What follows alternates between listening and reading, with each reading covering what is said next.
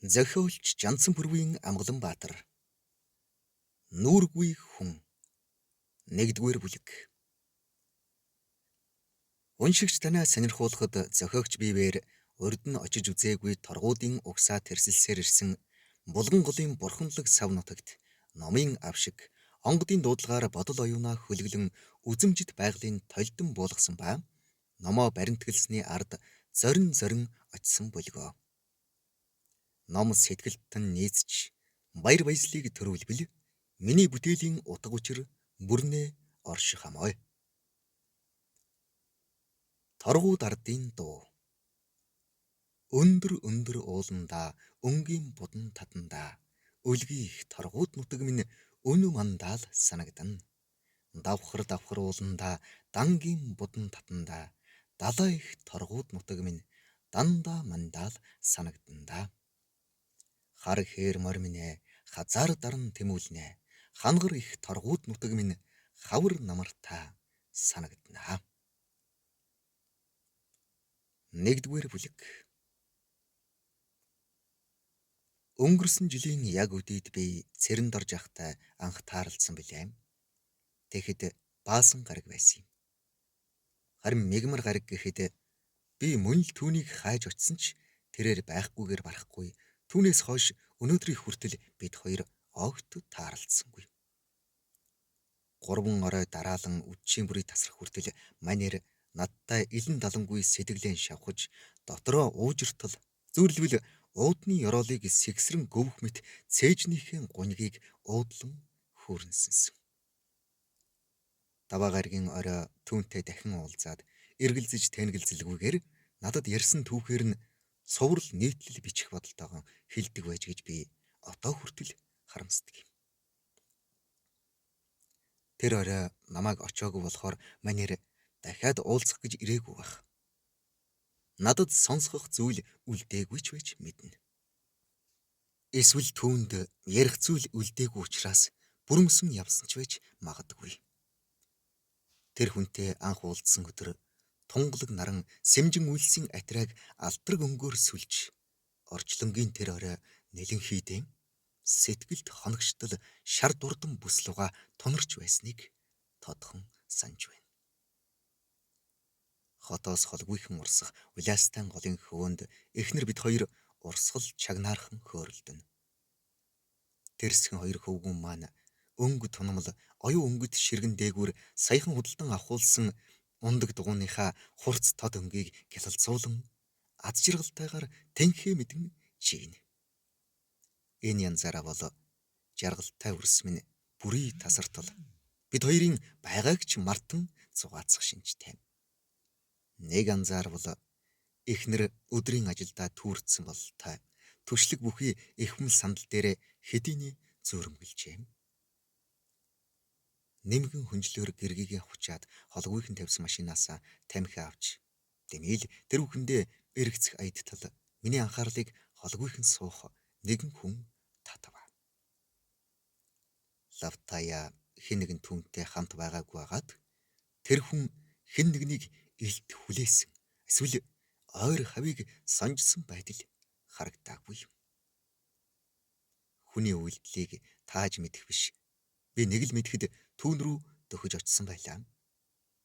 Би өөрийн мэдлэгүүгээр өнөөдөр мөн сайхан өдрөө хэмээн уулга алдаж гараа алдлан суняав. Тулж очиход өвгжөөр ир саял анзаар бололтой надд хандаж ногооны уняраа гэж хэлээд богдуулын доод бие рүү эрүүгээрээ дохин тэр дороос амьсгаа татан санаа алдав. Нэгэн бодлын миний найрч хэлсэн үгийн хариуч юм шиг аль эсвэл өвгний бодол дуртгалын илэрхийлэл юм шиг энэ үгэнд ямар хариу өгөхөө үл мэдсэн би дэмийл тамхиа сарвав. Өвгжөөрөөр тамхи минь авч асаан хідэнтэй сороод мөн л уулсыг ширтэх аж. Гуниг шингээсэн үрчлэт нүүрэндээ үл мэдэг нууц хадгалсан төрхөөр намайг өөртөө соронзон мэт татах өвгнийг орхиод явах сэтгэл ягаад ч юм над төрсөнгүй. Угаас тааваараа яваа хүн юу эсийг бодох вүлээ. өвгний дуугархыг хүлээсхийн их уулын хөхөмдөг мананг ажисхийн суулаа. Нарийн зөөлөн янжуурыг хэдэнтэй улс хитл сорж хаяад өөрийнхөө ухамл матгар гаансыг гарган ууттай тамхинасаа хутхан дахин хэд нэрэд далд хийв. Сая л нэг шавайн ханж уушгин тэний болтой. Амарч салхилж явна уу хүүхэ гэж намуухан асуув. Хаяада эхнэр багжуулан агаарт гаргана гэв өвгөн. Аахан энэ үхэнд гэж ойролцоох гудамж тийш эрүүгэн тахаад хүргний дэ ирээд байна. Удахгүй нутаг буцна. Хүү нутаг хаана вэ? Бодвол ажил алба хаштгал байлгүй гэв. Өө дүүн элдв цаас ирээчмээр аяддаг ухаантай уугуул нутаг ар хангайхаа гэвэл мөө. Тэглэр бичиг номын хүн байх нь хэмээн өөртөө өгүүлэх мэт гөвтнөд нүүр өөдмөн нухацтай нарахгүй хараад ярих уу яах уу гэсэн шиг эргэлзснэ. Аахан ховдын булганы торгууд хүн насны ингээр туулсан амьдралдаа бишгүй ихийг үзлээ дээ. Гэлээгээд удам түмэн өвөг дээдэс торгуу түмнэм туулж өнгөрүүлсэн амьдрал тэмцлийг бол хэмжиж тоочхч арга алга гэд аньсганд нь нулимс гэлтгнах шиг болж. Миний зовлон бол түүний дэргэд урсгал усанд халбаг сүү цадсантай айдил гэв. Өвгний ягдж хөхөрсөн харцыг олж харсан би төвчээртэй аргагүй юу ярихыг хүлээн түүн луга хөлөөн завилж мөд явахгүй гэсэн шиг түгдийн сов. Өвгжөөрөө уртаар санаа алдах нь хэдийнээс тогтсон зуршлуу эсвэл хэн нэгэнд бухимдсан гомдлоо гэдгийг ялгаж таних аргагүй. Хүү минь чамайг бичиг номын хүн гэхлээр өвгөн ах нь олз урахчл байна. Гэвч өөрт богшсон сэтгэлийн хэрэг туулж өнгөрүүлсэн амьдралын зүтгүүр өвг дээдсийнхээ намтар түүхийг хүүрнэх санаа байвч ганц энэ орой бүхэл хэдэн дэвтэр дүүрэн хуучладч барамгүй юм болох байх та. Манай торгууд түмэн их богд эзэн Чингис хааныхаа хишигт мөргөж явсан дайчин эрсийн үр удам юм шүү дээ. Бичгийн хүмүүс юу хийсэн андах байд. Халах түмэн маань харин төдийл оошоохгүй Баруун аймгийн баг ястан гэж үл тоох юм.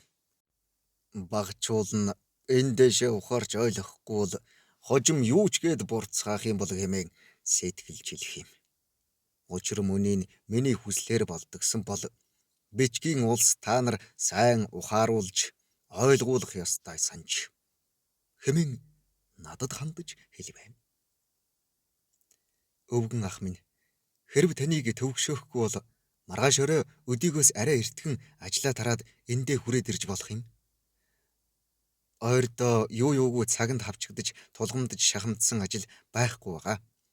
Хэдэн оройч тааваараа хуучилж болно. Хоёулаа тух алдахгүй. Цайвандч болсон бэлдээд ирий хэмээн найр тавьбал. Хөөе. Ийм гэж бас байдаг. Ахынх нь алдар цэрэнд орж, жаарайн цэрэнд орж гэдэг. Нэр усчгүй мэд мэдсэн төдийд далан булчирхаагаан тоочоод гэж өөрийгөө зүхэд хий ханяав.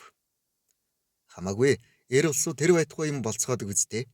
Тааман л хажигл цээрлэхгүй бол дүүдэн цааргалах зүйл алга гэв. Өвгний нүдэнд урмын оч гялсхийх шиг боллоо. Ах нь өнөөдөр улсын бүртгэлийн архивын газар ороод ирлээ. Тэр нэг бүртгэлийн ажилтан авгаад хичнээн уур цохол хөрөвдөө. Ямар сайндаа л охин дээр хоног дөөрүүлэх санаатай ирсэн ч энэ явдлаасаа болж хохилзэж цэхэлзээд хүүхдүүдийн санаанд юм хийчихнэ гээд тайвшрах санаатай ингээд хүний хөлөөс зайдуу сууж байгаа минь энэ. Хүүхдүүд та нарын ирснийг ёор анзаарсангүй. Гэхэд нь яг вэ ах минь Та бид хоёр учрах ёстой болоод л таарлцсан байх. Санаа зовох хэрэггүй гэв. За тийм бол яах вэ? Ах нь геологийн төв лабораторид хайгуулын инженерээр хээрийн анги удирдах олон жил улс нийгэмдээ хүчээ өгч ажилласан хүн. Хөдөөхээрч их тэнсэн. Хүн гэдэг амьтан насчих тусам ураг саднаа санаа ширч төрсөн уул усаан санаж барааддаг бололтой. Насны багад санах сэрх зүйлгүй хээрийн амьтан шиг л урд зам байвал туучаад арилдаг байжээ. Эргээд бодоход мөн ч ойвргон тэнэг явсан байх юм. Ах нь насаараа хөдөө хөрж гадаа гандаж явсан гэхэд би тэнхээ харин ч танагтай шүү. Харин сэтгэлийн зовлонд энэ насаараа хатсан хүн. Эцгийн хайр халамжийг муу хүний балгаар огт амссангүй. Ойр залуухан ижигээ баг залуу насандаа алдсан. Сургаас цаашгүй авга ахын минь орчлонд үлдээсэн ганц охины муу ээж минь их хайсаа. Өнгөрхийнхөө өмнөхөн над бараг халуун чихийг атгуулсан ч урагш муутай амтан би өөрийнхөө мууд алдаж хоцров. Би гэдэг үйлтэй амтан хорвоог ори ганцаар тууллаа. Хаа очиж бурхан над 5 сайхан охин үр заяасан юм шүү. Өнөөдөр элгэн дэвтээж санаагаа амраах ганц чин хүсэл минь эрх төрийн хүчинд дулдуйдсан муу хүмүүсийн гайгаар алдар нэрн сэвтэж амь нас нь хохирсон аав авгах хоёрынхоо нэрийг л цагаадах тухайд юм. Энэ тухай ах нь хүүдээ нэг бүрчлэн ярьж сэтгэлээ онгойлгоё. Ам нээвэл уу шиг нээгж ярьцгаадаг шүү дээ. Би бүр өглүүр гарны ярихыг хичээе гэд чигтээ зүлгэн дээр суудал засан займжив. Би машин өдөө хүүхэд адилж хавтан суудлын хевсэн дэвсгэр авчран ахыг тухлуулв. За хүү минь хаанаас нь эхэлж ярьдаг блээ дээ. Нэгэнтэй л ярих зурх дээрээ тулсан хоёр аятайхан шиг үзүүр сэжүүрээс нь хэлээд яриад явчих бол уг нь чамд ойлгоход дөхм юм да. Ах нь түүхийн ном сэтгүүл элдв юм их сонирхож уншнаа. Санаа нийлсэн хүнтэй хууч дэлгэн. Манай торгуудууд үүх түүхээсийн эх оронч, туйлын үнэнч, их хичээл зүтгэлтэй, эр зоригтой, мохшгүй дайчин ард түмэн. Дээр нь гойд хөдөлмөрч улсан юм шүү дээ. Торгууд гэдэг нэр чинь торгон цэрэг гэсэн нэрээс үүссэн гэдэг. Хэвтүүл мана харуул цэрэг гэсэн түрэг үг юм билээ. Тэглэр их хаантайгаан мөн ойр шадралж явсан байгаа биз.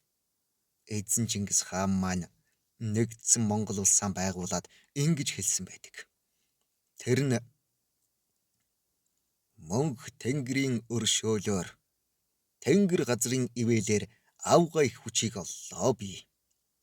Гүр их улсыг хамтдагж ганц жолоонд оруулсан тул одоо надад 1000 шадар хишгтэн ялгаж өг. Хэвтүүл торгуудын хамт бүгд төмөн хүм болгож өгтгвэ гэж зарлиг буулгасан байна. Энэ бас их учиртай. Хааны зарлагт миний шадар цэрэгт орохдоо мянганы ноёдын хөвгүүд 10 нөхөр нэг дүүгэн дагуулж иртүгвэ. 100-ийн ноёны хөвгүүд 5 нөхөр нэг дүүгэн дагуулж иртүгвэ. 10-ны ноёны хөвгүүд 3 нөхөр нэг дүүгэн дагуулж иртүгвэ. Сул хөний хөвгүүд мөн 3 нөхөр нэг дүүгэн дагуулж иртүгвэ гэсэн байгаа юм.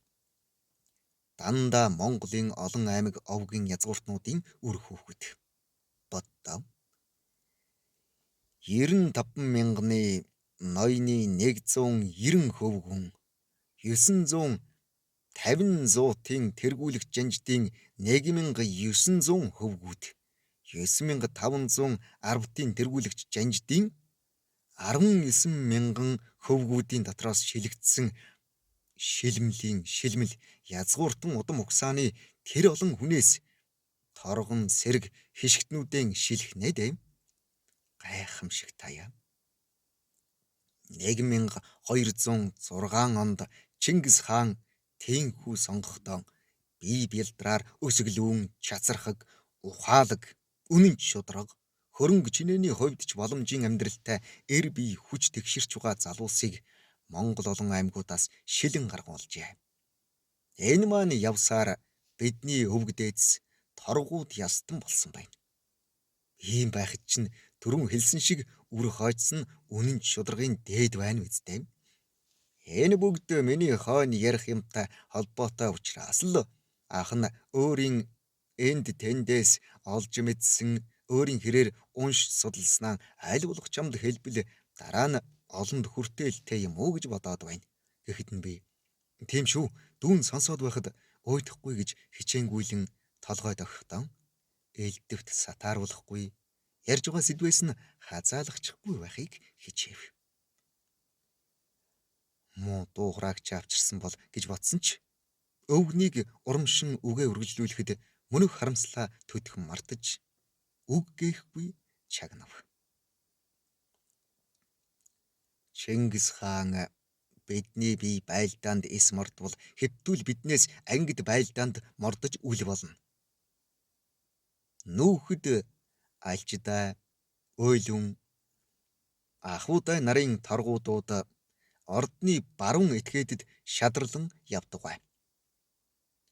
Буха додой черби чанай нарын торгуудууд ордны зүүн этгээдэд явдаг бай. Бүх хишгтэн торгууд ба ордны хөвгүүд адуучин, хончин, тэмээчин хурчныг ордны ард явахыг додой черби захирдах гэж тусгайлан зарлиг болгож байжээ. Андуу энд байхгүй. Ах нь үнийг хэрэг болгож энэ хэдэн жил өөрийгөө өмөрч үндэс угсаагаан гэж хичээн зүтгэж уншиж тогтоосон билээ. Та нар шиг бичиг номын хүн биш ч бас яахав өөрийнхөө хэмжээнд л болгоогоод байгаа нь энэ. За тэр яахав. Хэвтүүл торгуудууд шөнө ордны ойр орчим үүдийг харгалзан байхад орхийг завдсан хэн нэгний мөрийг мүлт цохиж толгойг тасар цавчиж хайдгаа. Хэрвзээ шөнө яаралтай мэдээг хүргэж ирвэл урдаар хэвтүүлд мэдгдсэний дараа гэрийн ард хэвтүүл торгон зэргийн хамт байлгаж хэл хүгийн гэрийн гаднаас хэлүүлэх дүн гэдэг нь торгон сэргүүд ямар их эрх мэдэлтэйг илтгэхээс гадна тэр элчээс өөрөөс нь үг сонсох нь чухал байх нэ дээ. Мөнч лут хэрэг шүү гээд цэрэн дорж ах хүд инээгээд ганс агархан тамхиа нэрхэд би ч мөн тамхилав. Ах тамхиа нэрх зуур яриандаа халсан хүний зангаар нэг сайн уушглаад хамраараа тамхиныхаа утааг сад тавих зуур яаран хэвтүүлийн суурин дээр хэнч суух эрхгүй. Хэвтүүлийн зөвшөөрлгүйгээр ордонд хэнч орох эрхгүй. Хэвтүүл торгон зэргийн тоог асууж бас болохгүй. Хажуугаар нь явсан хүнийг шууд барьж хорно. Онсон эмээлтэй хазаартаа морийн өмссөн бүрэн хувцсыг хэвтүүл автгай гэсэн зарлиг байсан байна. Үгүй мөн эрх мэдэлтэй юм. Одоо хаан эзнээ хамгаалж амь насаан зольж байгаа улс тэхээс ч яах вэ? Их богд эзэн Чингис хаан маань хэвтүүл торгуудынхаа гавьяа зүтгэлийг үнэлж ингэж хэлсэн байдаг. Ах нь үүнийг хэрэг болгонд цээжилж авчгаад омгшин бардамнаж итгэсэн хүнд бас өөртөө уншдаг юм. Гэд уулзснаасаа хойш анх удаа магнаага тэнилгэн сайхан инээв. Цэрэн дорж ах их сайхан инээдэг хүн аж. Бүр үнэн сэтгэлээсээ хажуудах хүнээ баясхан инээдэг тийм хүнийг би тэгтэл анх удаа харж бас их баяр төрж билээ. Цэрэн дорж ах магнайгаан мэлсхийлгэн туяа цэцруулан байж. Үлтэй шүн үүдтэй гэрээ минь үргэлж сахиж энэ бие минь инх унтуулж эрдний суйранд хүргэсэн эрдний ээлт хэвтүүл минь. Одтой шүн орд гэрийг минь орчинд хэвтэж үлгий дэвсгэрийг минь өмг болж өчүүхэн биеийг минь өндөр суурьнд хүргэсэн өлзийт буйнт хэвтүүл минь. Хайлх усан бороонд хайрх хүүтэн жаварт хантай гэрээ минь харгалзан байж халуун амийг минь хамгаал манаж хаан суурьнд хүргэсэн хайр ивэлт хэвтүүл минь. Өсрөх дайсны мөрөөс өших хортны гараас өглөө үдэш ялгалгүй өрх гэрээ минь хамгаалж өөрийн нүдийг цавчлаггүй өвчв ийм нарчилсан өнийн итгэлт хэвтүүл минь. Шинсэн сумын хиртхийх чимээнээс шилжрэлгүй эргэж шигшмэл сайн хэвтүүл минь гэж уншив. Ахын нөгөө мэлсхийсэн магнаа атрилдан хумигдж сүрхий цогтой дуун төр зуурын аадар сарниад өнгөрөх мэт дуун хувирч их богд Чингис хааны дараа түүний үр ач нарын дагуулсан их Монгол улс маань тогоон төмөр хааны үед хүрээд хятадыг хяналтаасаа алдснаар бутарч сарнив. Хамгаалах хаан хатгалдах дайсангүй торгуудууд маань Батмүг Даян хааны үе хүрээд улс гэр тогтворжод ирэхэд Монголын төв хэсгээс баруун Монгол зүгт амьдралын мөр хөөж оджээ. Maaхан их хурааж өнөө маргааш шиг л юм яриад байна шүү ухаандаа. За тэгээд эндээс чинь ойрд дөрвөн ойрдуудыг хагалж бутрахыг санаархсан манжичин гүрэн ороод ирж байгаа юм. Казах дөрвдүүд хошууд хэрээдгээд түмэн юм болно үсттэй. Торгуудууд аль эрт 1620 оноос одоогийн Эрчис голын хойд бие ховог сайр тарбагтай булган гол зэрэг газруудаар амьдарч ойрдын бүрэлдэхүүн болж хүн амч их өсч хүчрэхэгжсэн. Их том угсаатан шүү. Ийм учиртай юм. Гэхдээ ээдтэй ах минь танаас ямар сайхан түүх сонсов та. Ястай л хар авдарт ном би хазгар өвгөнд эрдэн би гэж үний юм аа. Ямар азар тантай тааралдва. Юхөө минь. Ах нь өөрөө зовлон их үдсэн болооч тэрв аль болох үндэс угсаагаа батлах Монгол хүн гэдгээр бахархах хүсэлтэй хүн. Ямар хаа холын хаа хэмтэн байгаа биш. Тийм биз дээ хөө. Чөх маачхам. Бид л угсаа гарвлаараа омгшихгүй бол өөр хэн гэж угтаан бол тийм. Тэгээд би гэдэг хүн нэг юм ярих гэхээр өмнө нь оршил болгож заавал түмэн зүйл ярина. Тойруулж дэм юм ярьж байж хүнд арай гэж ойлгуулах жишээтэй. Ийм хүн. За чи сонс. Энэ ийм учиртай юм аа.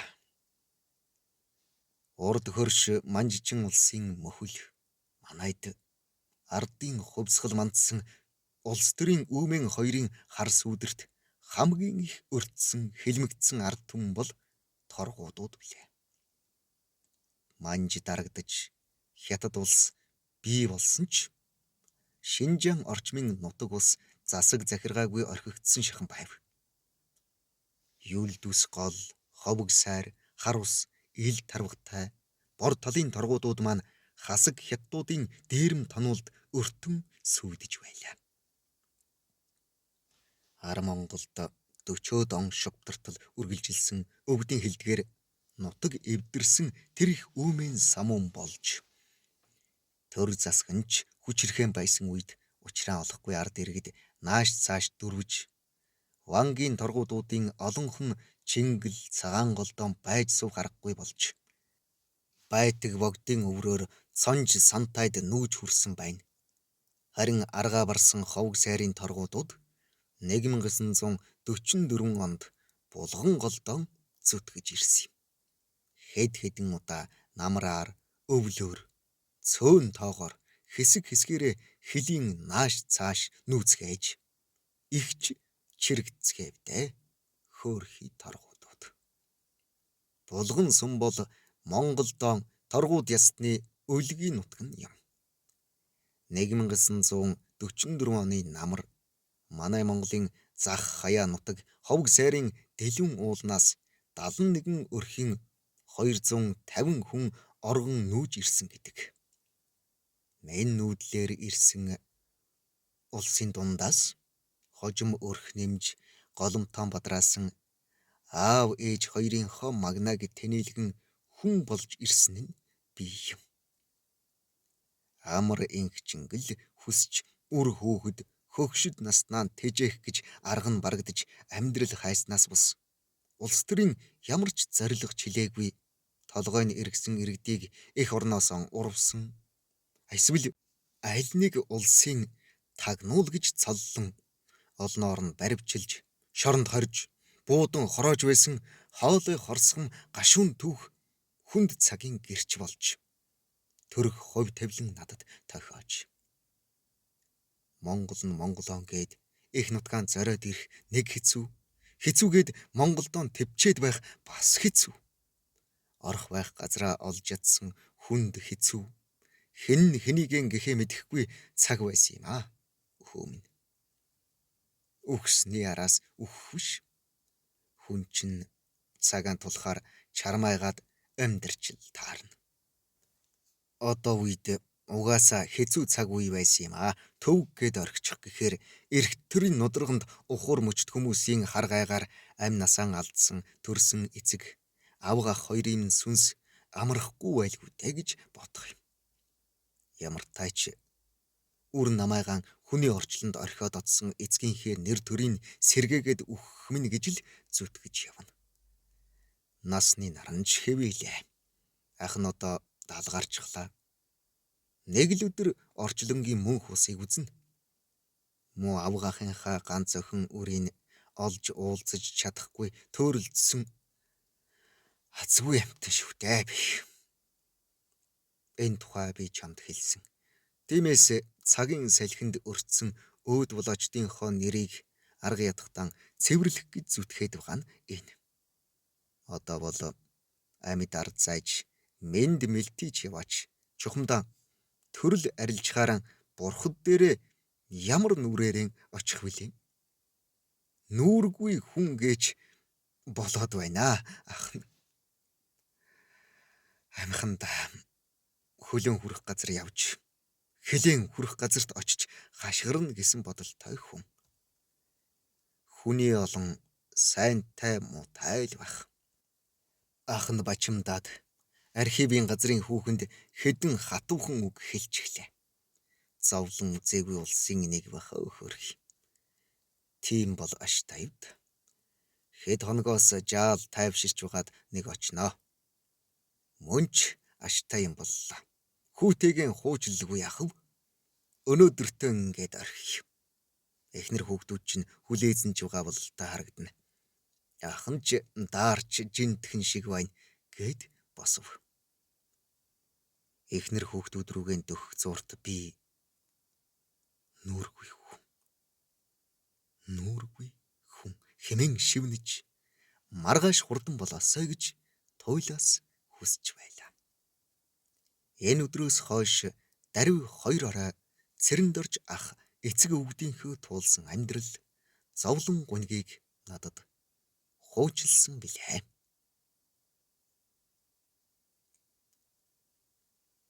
Алтан ясны хилтерхий алаг махны тасархай. Торгууд зүүрэг. 1-р хэсэг төгсөв.